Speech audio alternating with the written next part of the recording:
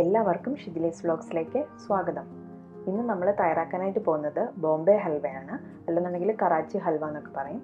നല്ല ടേസ്റ്റാണ് ഇത് കഴിക്കാനായിട്ട്, നല്ല സോഫ്റ്റും ആണ്. അപ്പോൾ ഇത് തയ്യാറാക്കാനായിട്ട് നമുക്ക് വേണ്ടത് കോൺഫ്ലവർ ആണ്. ഞാനിവിടെ 1 കപ്പ് അളവിലുള്ള കോൺഫ്ലവർ ആണ് എടുത്തിരിക്കുന്നത്. അപ്പോൾ അതിലേക്ക് വേണ്ടിയിട്ടുള്ള ബാക്കി ഇൻഗ്രീഡിയൻസ് ആണ് പറയുന്നത്. കോൺഫ്ലവർ ഒരു ബൗളിലേക്ക് ചേർത്ത് കൊടുക്കുക. അതിലേക്ക് 1 നുള്ളുപ്പും കുറച്ച് ഏലക്കയുടെ പൊടി, അല്ലെന്നുണ്ടെങ്കിൽ ഏലക്ക ജസ്റ്റ് ഒന്ന് ക്രഷ് ചെയ്തിട്ട് അതും കൂടി ഒന്ന് ചേർത്ത് കൊടുക്കുക. ജസ്റ്റ് ഒന്ന് മിക്സ് ചെയ്തെടുത്ത ശേഷം നമുക്കിതിലേക്ക് കുറേശ്ശെ വിധം വെള്ളം ഒഴിച്ചു കൊടുത്തിട്ട് നന്നായിട്ട് തന്നെ മിക്സ് ചെയ്തിട്ടെടുക്കാം. ആദ്യം ഒരുമിച്ച് എല്ലാ വെള്ളം കൂടെ ചേർക്കേണ്ട, കുറേശ്ശെ ഇത് ഒഴിച്ചിട്ട് നന്നായിട്ട് തന്നെ മിക്സ് ചെയ്തിട്ടെടുക്കുക. ഇങ്ങനെ കട്ട പിടിക്കും പെട്ടെന്ന് കോൺഫ്ലവർ ആയതുകൊണ്ട് തന്നെ. അപ്പോൾ പതിയെ നന്നായിട്ട് മിക്സ് ചെയ്തിട്ടെടുക്കുക. 1 കപ്പ് കോൺഫ്ലവറിലേക്ക് 1.5 കപ്പ് വെള്ളം ചേർത്തിട്ട് വേണം നമ്മളിത് മിക്സ് ചെയ്തിട്ടെടുക്കാൻ. ആ ഒരു കൺസിസ്റ്റൻസിയിൽ വേണം ഇത് തയ്യാറാക്കിയെടുക്കാനായിട്ട് ഈ ബാറ്റർ. എന്നിട്ട് നന്നായിട്ട് കട്ടകളൊക്കെ ഉടച്ചു കൊടുക്കുക. കോൺഫ്ലവറിൻ്റെ തരികളൊന്നും ഇല്ലയെന്ന് ഉറപ്പ് വരുത്തുക. വേണമെന്നുണ്ടെങ്കിൽ ഒരു അരിപ്പയിലൂടെ അരിച്ചെടുത്താലും നല്ലത് തന്നെയാണ്. അപ്പം ഞാനിപ്പോൾ ഇവിടെ മൊത്തം 1.5 കപ്പ് വെള്ളം ചേർത്തിട്ടാണ് ഇത് മിക്സ് ചെയ്തെടുത്തത്. ഇപ്പം നന്നായിട്ട് കറക്റ്റ് പാകത്തിലായിട്ട് വന്നിട്ടുണ്ട്. ഇനി ഇതിന് ഹൽവ ആയതുകൊണ്ട് തന്നെ ഇതിനൊരു കളർ കിട്ടാൻ വേണ്ടിയിട്ട് നമുക്ക് ഏതെങ്കിലും ഒരു ഫുഡ് കളറിൽ ഇതിലേക്ക് ചേർത്ത് കൊടുക്കാം. എൻ്റെ കയ്യിൽ റെഡ് ഫുഡ് കളറാണുള്ളത്. അപ്പോൾ ഞാൻ അതിൽ നിന്ന് 1 തുള്ളി മാത്രമാണ് ഇതിലേക്ക് ഒഴിച്ചു കൊടുക്കുന്നത്. കുറച്ചുകൂടെ നല്ല കളർ വേണമെന്നുണ്ടെങ്കിൽ കുറച്ചും കൂടെ കൂടുതൽ ചേർത്ത് കൊടുക്കാം. എനിക്ക് കളർ ചേർക്കുന്നതിനോട് അത്ര താല്പര്യമില്ല, പക്ഷേ ഹൽവ ആയതുകൊണ്ട് നിറം വേണമല്ലോ, അതുകൊണ്ട് ഞാൻ 1 തുള്ളി മാത്രമാണ് ചേർത്ത് കൊടുത്തിരിക്കുന്നത്. നിങ്ങളുടെ കയ്യിൽ കളർ ഇല്ലെന്നുണ്ടെങ്കിൽ ചേർത്തില്ലെങ്കിലും കുഴപ്പമൊന്നുമില്ല. കളറും കൂടെ ചേർത്ത് കൊടുത്തിട്ട് നന്നായിട്ട് തന്നെ മിക്സ് ചെയ്തിട്ടെടുക്കുക. ഇനി നമുക്ക് ഇതിലേക്ക് വേണ്ടിയിട്ടുള്ള പഞ്ചസാരയുടെ സിറപ്പ് ഒന്ന് തയ്യാറാക്കിയെടുക്കണം. അതിനായിട്ട് നന്നായിട്ട് മധുരം വേണം എന്നുള്ളവർക്ക് ഞാനിവിടെ 2 കപ്പ് പഞ്ചസാര എടുത്തിട്ടുണ്ട്.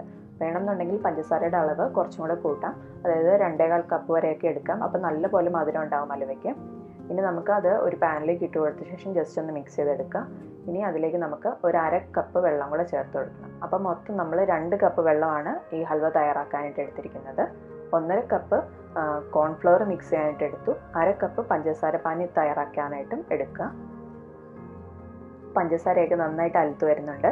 നമുക്കിനി ഇതിലേക്ക് നാരങ്ങയുടെ നീര് ചേർത്ത് കൊടുക്കണം. പഞ്ചസാര പാനിയിൽ ക്രിസ്റ്റൽസ് പോലെ തരിതരികൾ പോലെ വരാതിരിക്കാൻ വേണ്ടിയിട്ടാണ് നമ്മൾ നാരങ്ങ നീര് ചേർത്ത് കൊടുക്കുന്നത്. അപ്പം 1 ടീസ്പൂൺ മതി, അധികമൊന്നും വേണ്ട. 1 ടീസ്പൂൺ നാരങ്ങയുടെ നീരും കൂടെ ചേർത്തിട്ട് നന്നായിട്ട് തന്നെ മിക്സ് ചെയ്തിട്ടെടുക്കുക. നമ്മുടെ പഞ്ചസാര പാനി നന്നായിട്ട് തന്നെ തിളച്ച് നല്ലപോലെ ഒരു സ്റ്റിക്കി പരുവം, കയ്യിലൊട്ടുന്ന രീതിയിലുള്ള പരുവായി വന്നിട്ടുണ്ട്. ഒരുപാട് അങ്ങ് കുറുകാനായിട്ട് നിൽക്കേണ്ട. ഈ സമയത്ത് നമുക്ക് തീ ലോ ഫ്ലെയിമിലേക്ക് മാറ്റാം. തീ ഏറ്റവും ലോ ഫ്ലെയിമിലേക്ക് ഇടുക. ഇനി നമ്മൾ എടുത്തു വെച്ചിരിക്കുന്ന കോൺഫ്ലവറിൻ്റെ മിക്സ് ഇതിലേക്ക് ചേർത്ത് കൊടുക്കാനായിട്ട് പോവാണ്. കോൺഫ്ലവർ ചേർക്കുമ്പോൾ പെട്ടെന്ന് തന്നെ അത് കട്ടി കെട്ടും, അല്ലെന്നുണ്ടെങ്കിൽ അടിയിൽ പിടിക്കാൻ സാധ്യതയുണ്ട്. അതുകൊണ്ട് കൈവിടാതെ നന്നായിട്ട് ഇളക്കി കൊടുക്കണം. ഈ സമയത്ത് നമ്മൾ മിക്സ് ചെയ്ത് കൊടുക്കുന്നതിന് തൊട്ട് മുമ്പായിട്ട് കോൺഫ്ലവറിൻ്റെ മിക്സ് ഒന്നുകൂടെ സ്പൂൺ കൊണ്ട് നന്നായിട്ട് ഇളക്കി കൊടുക്കുക. അടിയിൽ കോൺഫ്ലവറൊക്കെ കുറച്ച് അടിഞ്ഞിട്ടുണ്ടാവും, അതെല്ലാം ഒന്ന് കറക്റ്റായിട്ടൊന്ന് മിക്സ് ചെയ്തിട്ടെടുക്കുക.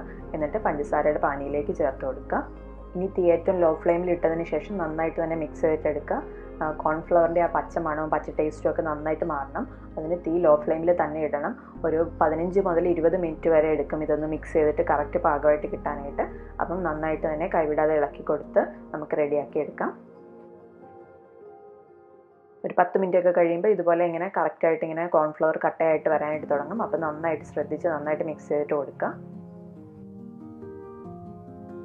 ഇപ്പോൾ അതിലെ വെള്ളമൊക്കെ വറ്റിയിട്ട് ഹൽവ റെഡി ആയിട്ട് വരാനായിട്ട് തുടങ്ങിയിട്ടുണ്ട്. നമുക്ക് ഈ സമയത്ത് ഇതിലേക്ക് നെയ്യ് ചേർത്ത് കൊടുക്കാം. നെയ്യ് 1/2 ടേബിൾ സ്പൂൺ മുതൽ 1 ടേബിൾ സ്പൂൺ വരെ ചേർത്ത് കൊടുക്കാം. നെയ്യ് ചേർത്ത് കഴിയുമ്പോൾ കുറച്ചും കൂടെ ഈസി ആയിട്ട് നമുക്ക് മിക്സ് ചെയ്തിട്ട് എടുക്കാൻ പറ്റും. ആ സൈഡിൽ നിന്നൊക്കെ കറക്റ്റായിട്ട് വിട്ട് ഹൽവയുടെ പാകത്തിനായിട്ട് കിട്ടും നമുക്ക്.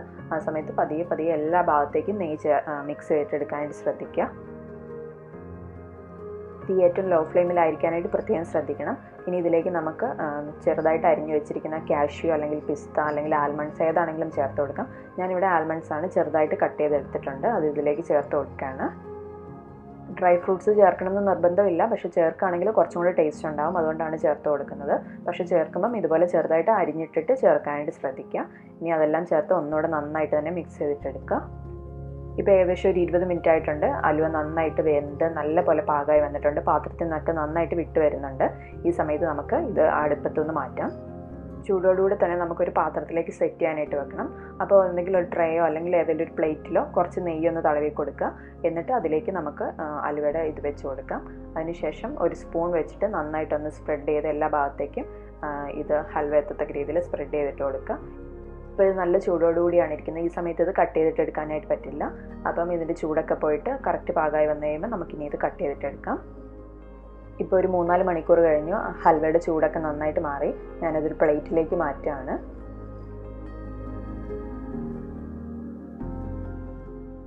കണ്ടോ, നമ്മുടെ ഹൽവ കറക്റ്റ് പാകമായി വന്നിട്ടുണ്ട്. കറക്റ്റായിട്ട് പ്ലേറ്റിൽ നിന്ന് വിട്ട് വന്നിട്ടുണ്ട്. നമുക്കിനി ഇത് കട്ട് ചെയ്തിട്ടെടുക്കാം. നല്ല സോഫ്റ്റ് ആയിട്ടുള്ള ഹൽവയാണ്.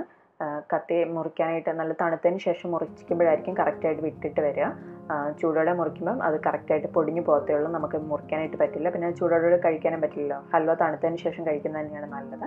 ഫ്രിഡ്ജിലൊന്നും വെക്കണ്ട, റൂം ടെമ്പറേച്ചറിൽ തന്നെ വെച്ചിട്ട് കറക്റ്റായിട്ട് ചൂടൊക്കെ മാറിയതിന് ശേഷം കട്ട് ചെയ്താൽ മതി. അപ്പോൾ ഉറപ്പായും നിങ്ങളിത് ട്രൈ ചെയ്ത് നോക്കുക. എന്നിട്ട് നിങ്ങളുടെ അഭിപ്രായങ്ങളൊക്കെ പറയാനായിട്ട് മറക്കരുത്. നിങ്ങൾക്ക് ഈ വീഡിയോ ഇഷ്ടമായിട്ടുണ്ടെങ്കിൽ ലൈക്ക് ചെയ്യാനും ഷെയർ ചെയ്യാനും കമൻറ്റ് ചെയ്യാനും മറക്കരുത്. വേറൊരു വീഡിയോ ആയിട്ട് വീണ്ടും കാണാം. അതുവരേക്കും ബൈ ബൈ.